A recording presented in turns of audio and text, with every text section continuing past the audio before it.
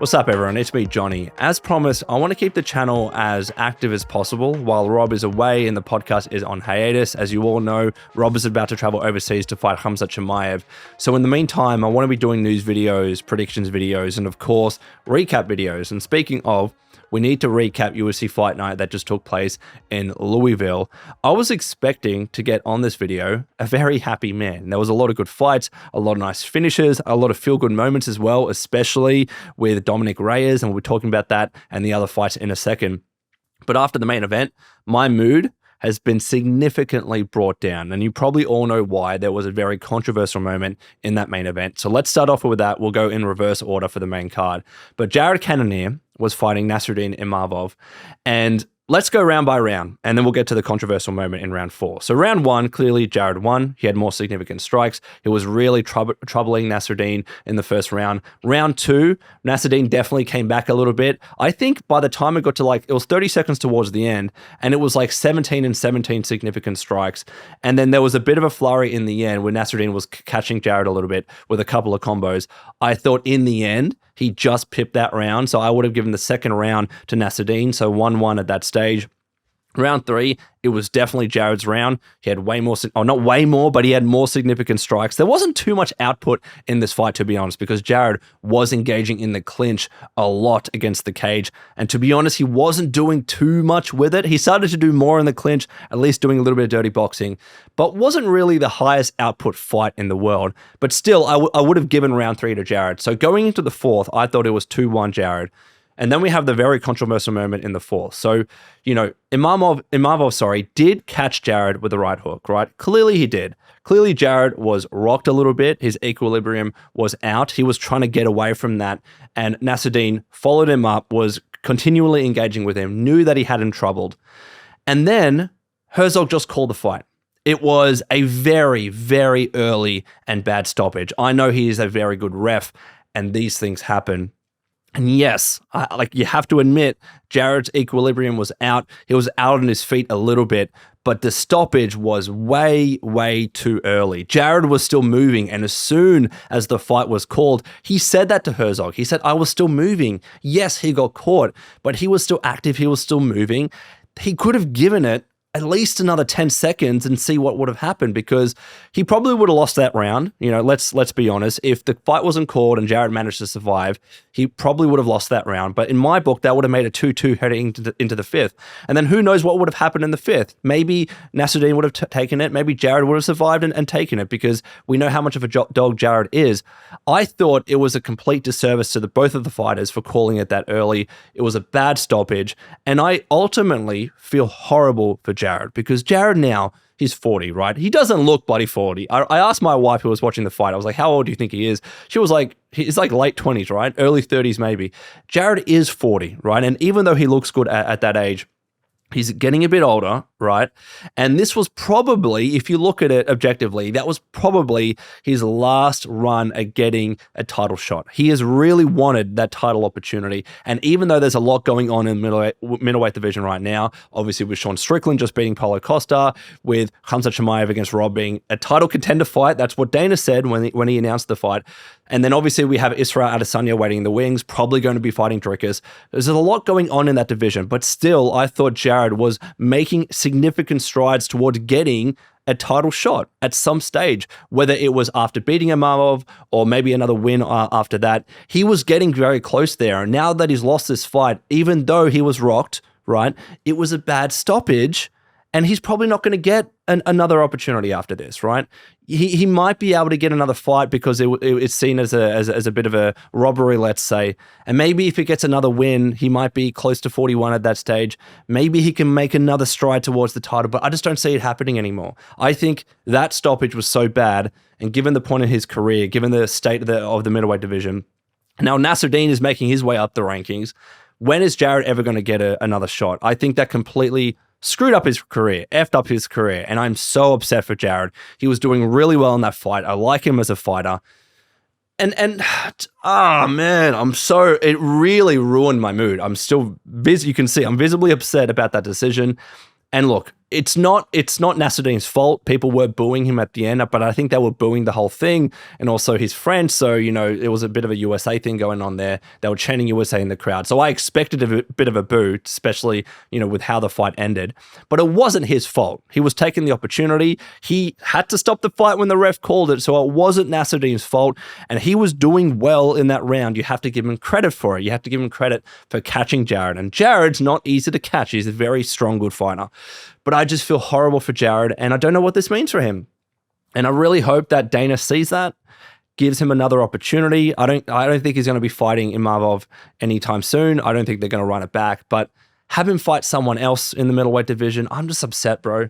I'm upset because that's probably stuffed up his career, in my opinion. But let me know what you think in the comments below. I don't want to dwell too much on that fight. Next up, though, bit of a feel-good moment. Dominick Reyes fighting Dustin Jacoby. I'm so happy for Dominick Reyes. Like, he was obviously on a bit of a losing spell. Ever since losing against Jon Jones, he lost another 3 fights. So he was on a 4-fight losing streak. And if he lost this fight against Dustin Jacoby, he probably could have been axed from the UFC. Like, let's be honest. I could have seen an argument for someone like Dana or Hunter being like, you know what? It's probably not for you anymore. You've lost 5 fights in a row now. You probably need to call it quits, right?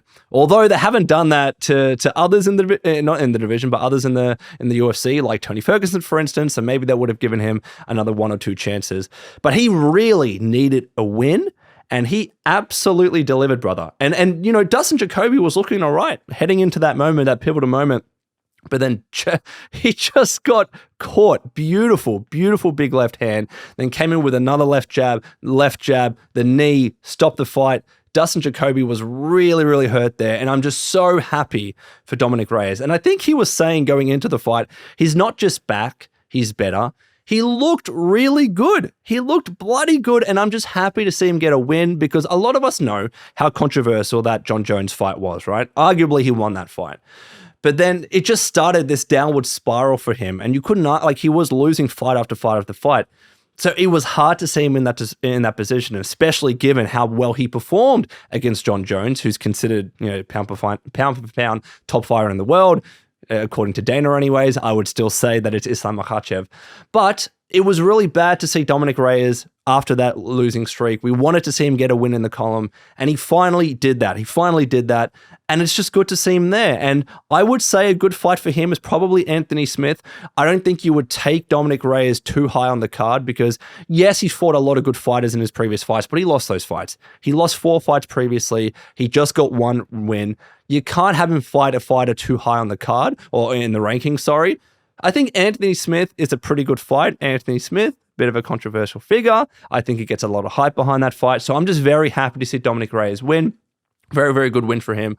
Another good fight that I really enjoyed was Raúl Rosas Jr. against Ricky Turcios. Now, Ricky, mate, as soon as Ricky, when Raúl was trying to touch gloves with him at the beginning, Ricky wasn't having any of it. He was like, what the hell are you doing? And then just went to kick Raúl. As soon as that happened, I was like, he's going to lose this fight. He's going to be on one of those Instagram reels where a fighter isn't showing respect and then he ends up losing the fight, whether he's knocked out or he's submitted or whatever it was. I knew from that moment Ricky was losing the fight. I just thought it was rude. It was disrespectful. I get it. You're trying to be hyped. He's your enemy. You're about to fight him. You're about to go to war. You don't want to necessarily touch gloves. But I thought it was just a bit crass. But anyways, after that moment, I knew that Raúl was going to take the fight. And to be fair, the first round was very, very competitive. Like, Ricky is so good on his feet with his kicks, especially. I believe he has a Muay Thai background. But Raúl Rosas Jr. is relentless. He does not stop with his wrestling. He does not stop with his grappling. And he was almost caught. If you remember, he almost got caught with that rear naked choke. And I thought, even though it wasn't exactly under his chin in the first round, it was around his chin. It still would have hurt like hell. I thought there was a good chance that Ricky could have got the submission there.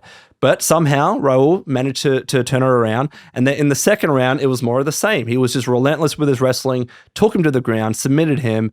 Such a good showing for Raúl. He is such a genuine contender in this division, and he's still very young. He still needs a lot more fights. He's still fairly inexperienced, but he's still a bloody teenager, and he's doing these to people. I think Ricky is close to 30, if not 30 years old. He even though he lost, and his height went down a little bit when he had that loss recently. He's had 2 wins since then. He's looking really good, man. I cannot wait to see what he does in the bantamweight division. I want to start to see him fight some ranked fighters very, very soon. I don't think Ricky is ranked. I would like to see him fight some ranked fighters soon. I would like to see how he does.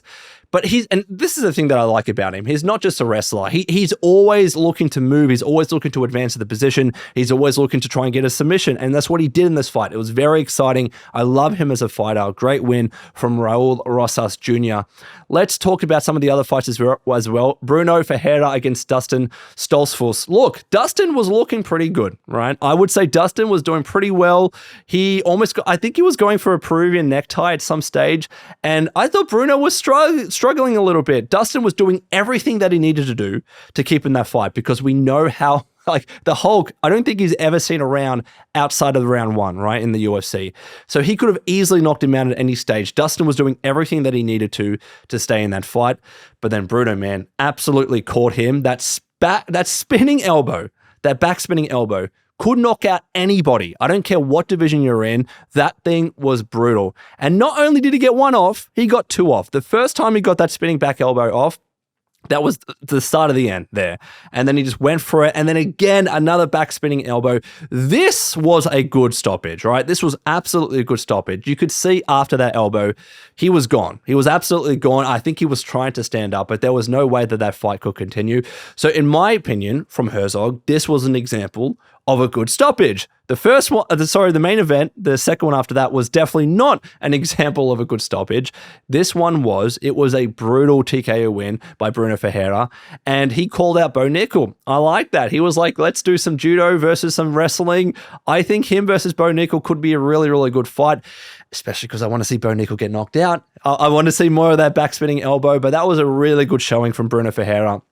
And rattling off a few of these other fights, there were a lot of middleweight fights in this card, by the way. Julian Marquez against Zachary Reese.